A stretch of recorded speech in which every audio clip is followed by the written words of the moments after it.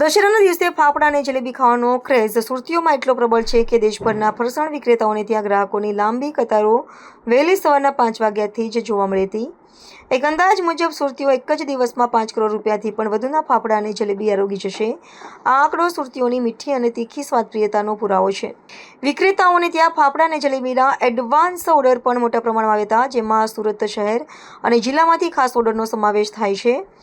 આ દર્શાવે છે કે આ પરંપરાગત વાનગી લોકો માટે કેટલો લગાવ અને આતુરતા છે. આ વર્ષે સુરતીઓ માટે રાહતની વાત એ છે કે મોંઘવારીના માર વચ્ચે પણ ફાફડા અને જલેબીના ભાવમાં કોઈ વધારો કરવામાં આવ્યો નથી. મોટાભાગના વિક્રેતાઓને ત્યાં ફાફડાનો ભાવ પ્રતિ કિલો ₹500 અને જલેબીનો ભાવ પ્રતિ કિલો ₹500 રહ્યો છે.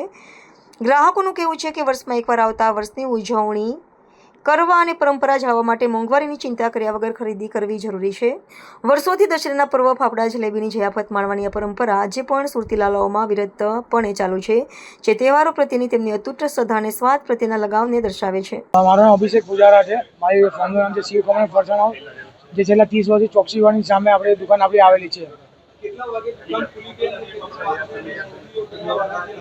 સવારે 4 વાગ્યાથી લોકો હજી હું દુકાને નહીં આવ્યા ને પહેલાં લોકો લાઈનમાં ઊભા રહી ગયા હતા અને 2-3 કલાક લાઈનમાં ઊભા રહીને ફાફા લઈને જાય છે. એના માટે શિવકમ પરિવાર દરેક ગ્રાહકનું દિલથી આભાર માને છે.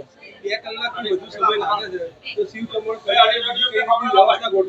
જે 2 કલાકથી વધુ લાઈનમાં ગ્રાહક લોકો ઊભા છે એના માટે છાશનું વિતરણ કન્ટિન્યુ ચાલુ છે. લોકો માટે જેને ચા પીવું એનું ચાનું વિતરણ બી ચાલુ છે આપણા ત્યાં. વાત કરીએ તો કેટલા કિલોનો ઓર્ડર હતો અને કેટલા વાગ્યા સુધી આ ભીડની અપેક્ષા કરતા? 100 કિલો પ્લસ ઓર્ડર હતો આપણા ત્યાં અને ભીડ સાંજ સુધી રહેશે એવું લાગી છે. અત્યારે જે ભીડ એવું લાગી રહ્યું છે.